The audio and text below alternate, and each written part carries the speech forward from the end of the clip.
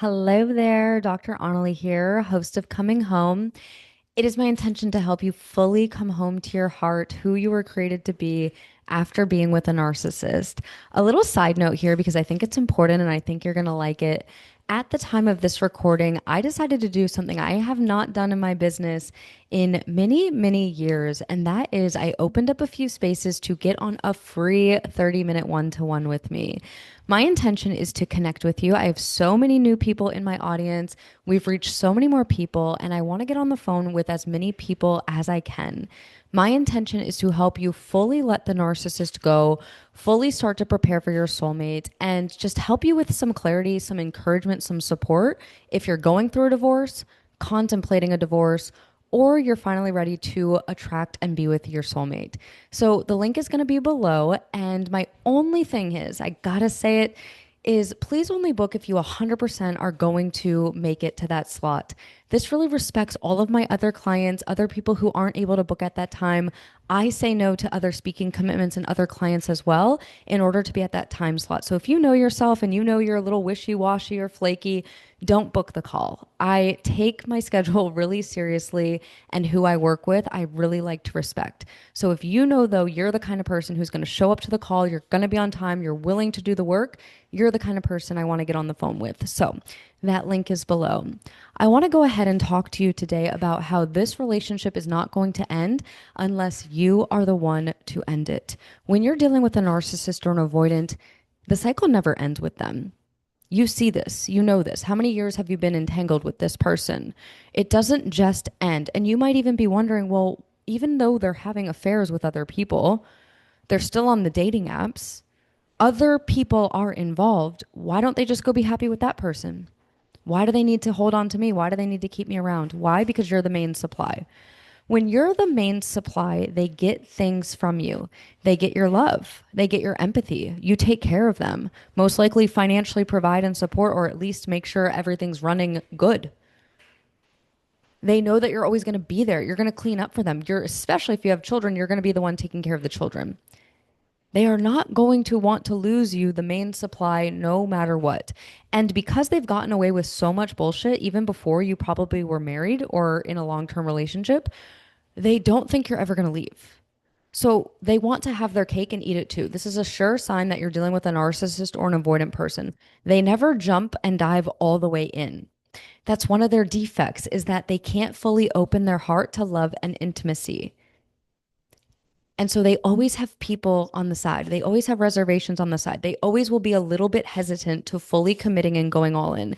And my question for you is, why do you want this? What is holding you to this relationship? I know a lot of people say because of the kids, but aren't your kids, if you're involved, aren't your kids most likely saying that this is a bad relationship? This is unhealthy? It's not because of the kids.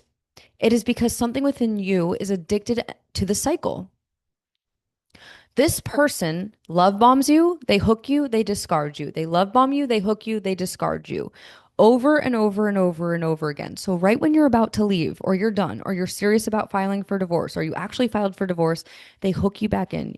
You would be amazed how many of my clients have actually filed divorce, legally got divorced, and are still talking to this person and sleeping with them, being completely used and abused by this person.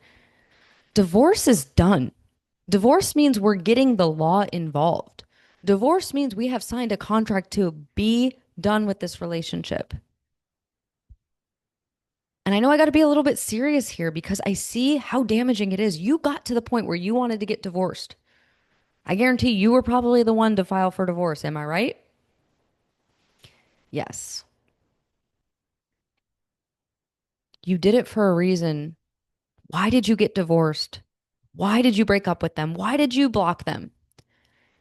I know I'm not just talking to the people going through a divorce. I'm talking to you too. Still dealing with an avoidant who ghosts you. They won't commit to you. They're still talking to other girls. They're still on the dating apps. Why? Why? Is that all you deserve? Somebody's got to tell you. When I look back at my journey, I only had a handful of friends who were honest with me. The other ones co-signed my bullshit and allowed me to entertain men who treated me like absolute shit. The ones I resented, but they were right. And actually, deep down, I knew that they were right, but I didn't want them to be right. I wanted to say, well, we're working it out. Every couple has problems. I would justify and rationalize, but I would be with a guy who would be flaky with me. They wouldn't fully commit to me, still be on the dating apps. I've had extreme ones where they would lie to my face when I would see that they're giving another woman attention. And you know how it feels. Your gut will tell you when somebody's been cheating on you or talking to somebody else, and they would lie in my face and they would call me crazy and paranoid, only to find out every single one where my gut went off, I was right. And I've had enough experiences with my gut when I feel somebody's cheating or lying to me to find out it's always right. So I guarantee you're feeling that. And you've probably even caught them. You see the things that they're doing and you're still allowing them in your life. So we want to look at why. What have they convinced you of?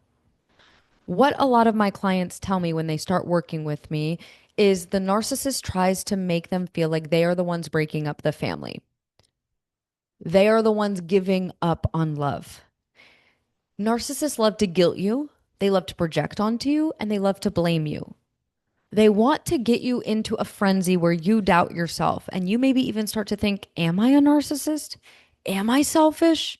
Am I crazy? Am I a horrible mother? That is their tactic. That is their game. If they can get into your mind, they're going to keep you hooked. And they want to keep you hooked because they use you.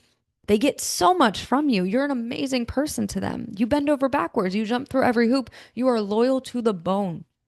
They would never want to lose you, and they're never going to if you don't close the door. When it comes to these relationships, the decision has to be yours. It's not going to be theirs. I'm not the one to make the decision for you. Even my clients, after a call with me, I don't tell them what to do, but I will share my true wisdom, my intuition, my gut, my suggestions, and then whatever you do after is up to you. But I have gotten countless messages that after 7 years of being separated and being cheated on, after a call with me, they finally got the courage, the confidence, the empowerment to file for divorce. I've had clients when I've done pro bono work on the call, they have no money. They're in a completely physical, abusive, narcissistic relationship. They don't feel they're able to leave this person. But something I want to share because now I can widespread reach more of you from this message. There's always a way to get out. But I'm going to tell you right now, it's probably the way that you don't want to do it. But there is a way.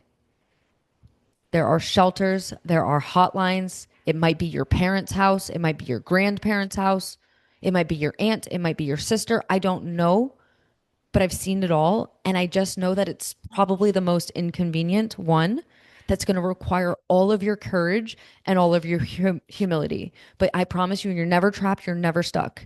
Even if you don't have any money, there is a way. Keep praying about it, research it, get support, do what you need to do. But that's what happened. I had a client, and then 6 months later, she finally messaged me that she left. I believe she went back to her parents' house. That was the thing she needed to do, but she didn't want to do that. She's a grown woman in her mid 30s, 40s with a few children. So, for whoever needed to hear that. But a lot of people feel this. You might feel this. You feel trapped and stuck because you're married. You feel trapped and stuck because you live together. You feel trapped and stuck for whatever your reason is. I remember I had just moved across the country to live with somebody. I did not realize until our drive there that he was full blown narcissistic. And I went, oh my God, this is going to cost me so much money. I just moved here, yada, yada, yada. Let me tell you, it did cost me a lot of money. I had to take out a loan. I had to do whatever I needed to do. I needed to increase my credit limit to be able to move from that situation. But I did it. Not convenient, and it was expensive, but I did it. My clients know this too. It's oftentimes going to cost you a lot of money in order to be done with a narcissist. You're going to lose money. But when you lose money, you gain your peace, you gain your freedom, you gain your sanity. So you might be battling with them on something, but how much is that costing you? So I feel like I'm just talking specifically to a few of you here for these little tidbits of guidance. But the biggest point of today is that another year is going to go by. Another year, another 10 years, another 20 years is going to go by. And you're still going to be in this relationship unless you decide that you are the one who's going to be done. I most likely am talking to somebody who's tried to be done, but hasn't been able to be done. You've tried to file for divorce. You've tried to get separated. You've tried to move out. You've tried to break up with them, but somehow you keep getting back with them. You end up staying. You cancel the divorce. You tell the lawyer you changed your mind.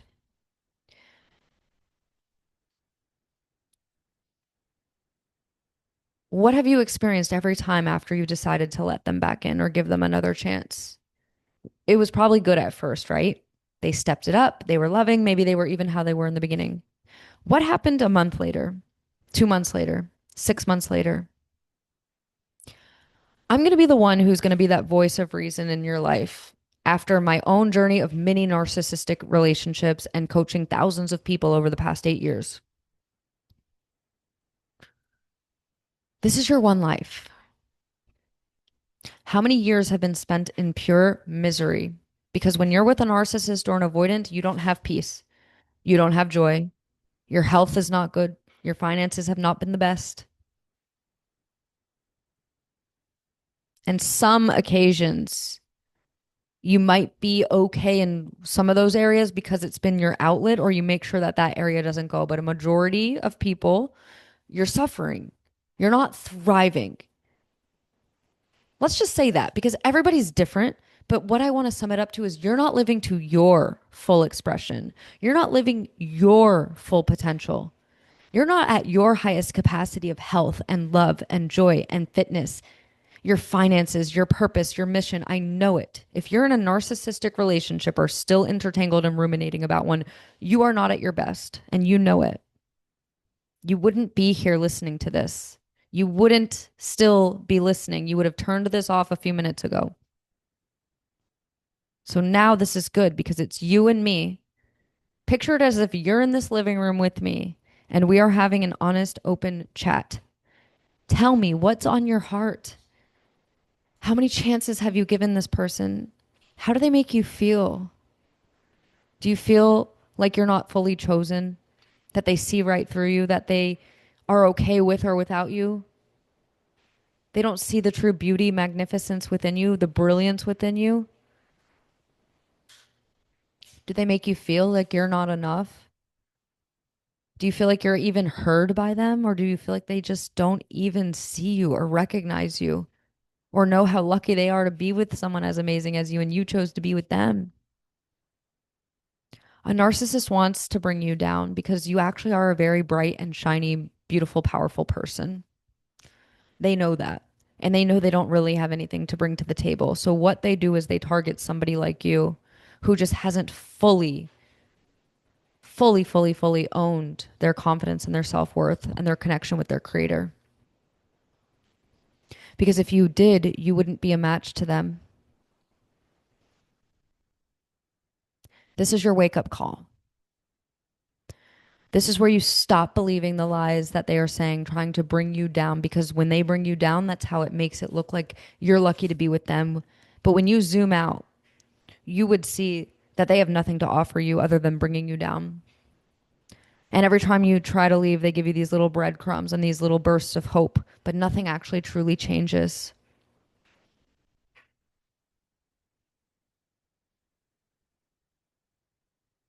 If your sister or your brother or somebody you love, a best friend, was going through what you're going through, what advice would you give them? What would you want them to believe? How would you reassure them? What would be the thing that you need to tell them? I know that these relationships are incredibly painful and lonely and isolating. It is the exact reason that I do the 30-minute calls, that I do one-to-one coaching.